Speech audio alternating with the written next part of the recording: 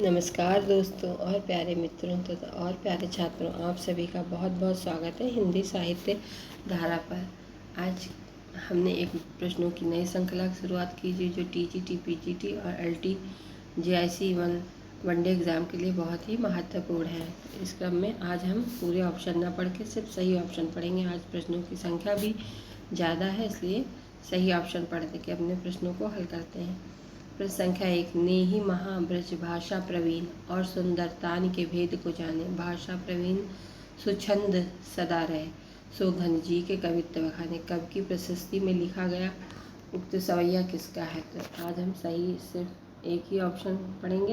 ये ब्रजनाथ जी का है और घनानंद जी की प्रशस्ति में लिखा गया। प्रश्न संख्या 2, भारतीय रस सिद्धांत में साधारणीकरण का प्रयोग सर्वप्रथम किसने किया?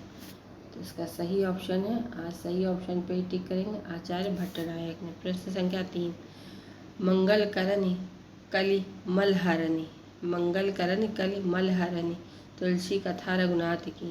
उपयुक्त पंक्ति में कौन सा छंद है? तो इसका भी सही ऑप्शन है, ऑप्शन बी हरिगीत का है ये।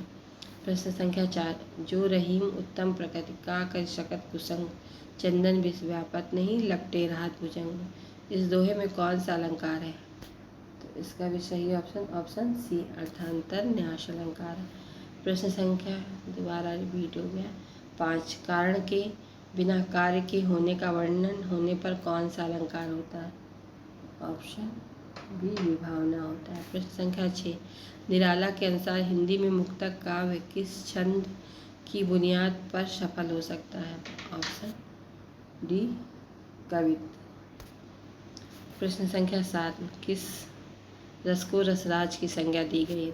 आप सभी ये प्रश्न जानते होंगे, श्रृंगार। प्रश्न संख्या 8, निम्नलिखित में से गीतिका छंद का उदाहरण है? तो इसका सही ऑप्शन होगा ऑप्शन सी, हे प्रभु आनंददाता ज्ञान हमको दीजिए। ये गीतिका छंद का उदाहरण है। प्रश्न संख्या 9, पहरे श्याम न पीत पट घन में बिज्जु विलंब। इस पंक्ति में कौन सा अलंकार है? तो इसका सही ऑप्शन है ऑप्शन डी अपहुन्नति अलंकार। प्रश्न संख्या 10, बहुरी विचार कीन मान माही शिय बदन सम हिम कर नाही। पंक्ति में कौन सा अलंकार है? ऑप्शन ए अन्वय, ऑप्शन बी उत्प्रेक्षा, ऑप्शन सी प्रतीप, ऑप्शन डी रूपक। दोस्तों आदत होने के कारण सी इसका सही ऑप्शन है, ऑप्शन सी प्रतीप। प्रश्न संख्या 11, निम्नलिखित में से कौन सा सुमेलित नहीं है? तो इसका सुमेलित नहीं ऑप्शन है, ऑप्शन बी भयानक। भयानक रस का स्थायी भाव क्या है? आप सब कमेंट के माध्यम से बताएंगे। प्लीज़ मेरे चैनल को ज़्यादा से ज़्यादा सब्सक्राइब करें और लाइक करें। प्रश्न संख्या 12, उतरि नहाए जमुन जल जो शरीर समश्याम। काव्य पंक्ति में कौन सा अलंकार है? तो इसका भी सही है प्रतीप अलंकार। प्रश्न संख्या 13, राम कथा सुंदर करतारी संशय विहग रावणहारी। इन काव्य पंक्तियों में कौन सा अलंकार है? तो इसमें सही ऑप्शन ऑप्शन बी रूपक। प्रश्न संख्या 14, उपमेय को जिसके समान बतलाया जाता है उसे कहते हैं उपमान। प्रश्न संख्या 15, निम्नलिखित काव्य पंक्तियों में निहित रस की पहचान कीजिए।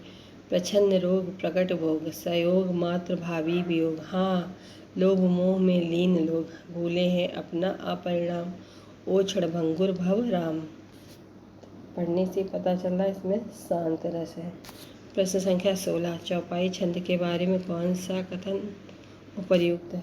इसका सही ऑप्शन ऑप्शन सी, प्रत्येक चरण में 16 मात्रा और अंत में जगड़ और तगड़ नहीं होता। प्रश्न संख्या 17, विभाव के भेद।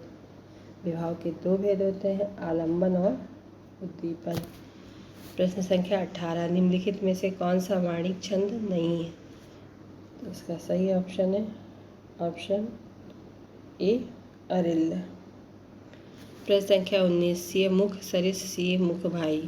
पंक्ति में कौन सा अलंकार है? तो इसका सही ऑप्शन है अन्वय। प्रश्न संख्या 20, दिवस का अवसान समीप था गगन था कुछ लोहित हो चला। काव्य पंक्तियों में कौन सा वर्णिक छंद है? तो इसका सही है उद्धृत विलंबित। प्लीज़ अगर आपको पता है कि पंक्तियाँ किस लेखक की हैं तो ज़रूर बताएं। प्रश्न संख्या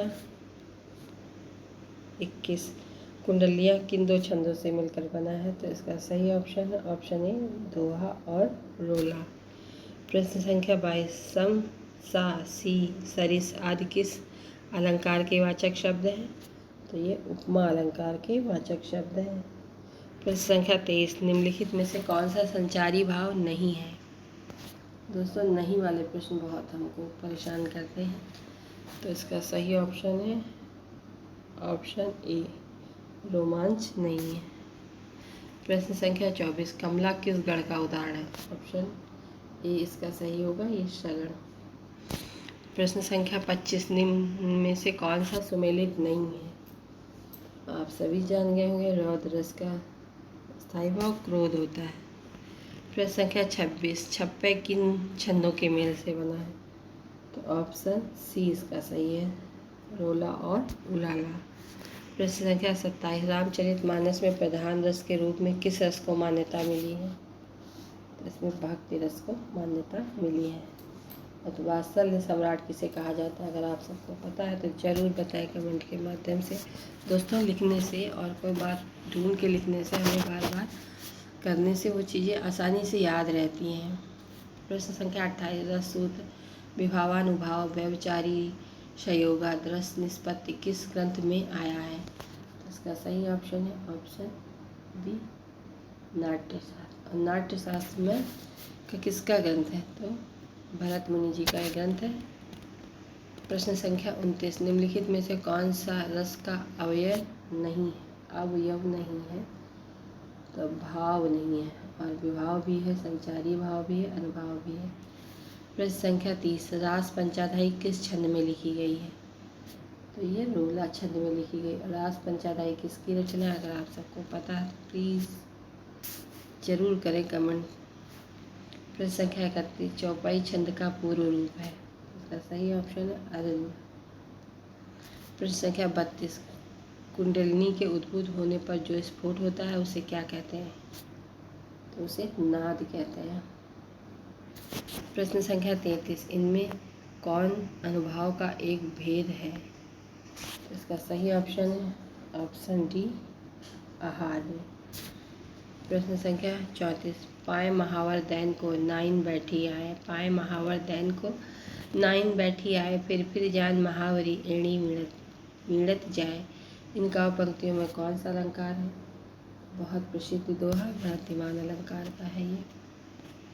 प्रश्न संख्या 35 निम्नलिखित पंक्तियों को उनके छंदों के साथ सम्मिलित कीजिए सूची पर सूची। जब मैं था तब हारी नहीं, अब हारी है मैं ना आई। तो ये दोहा छंद का उदाहरण राम को रूप निहारत जानकी कंकन के नग की परछाई, ये सवैया छंद है। जानत है वो सृजनहारा जो कुछ है मन मरा भारा। ये पंक्ति अगर आप समझ तो सारी गए होंगे। प्रश्न संख्या डी अधर लगे हैं आनि करिकै प्रयाण प्राण चाहत चलन ये संदेशो लय सुजान। तो इसका सही ऑप्शन होगा ए का 3 बी का 1। देखिए मिलाते हैं, ए का 3 बी का 1 सी का 4 और डी का, ये ऑप्शन डी सही। नमस्कार दोस्तों, आप सबको आज का मेरा यह प्रयास कैसा लगा प्लीज़ कमेंट के माध्यम से बताएं, और मेरे चैनल को ज़्यादा से ज़्यादा लाइक करें, शेयर करें, सब्सक्राइब करें। धन्यवाद दोस्तों।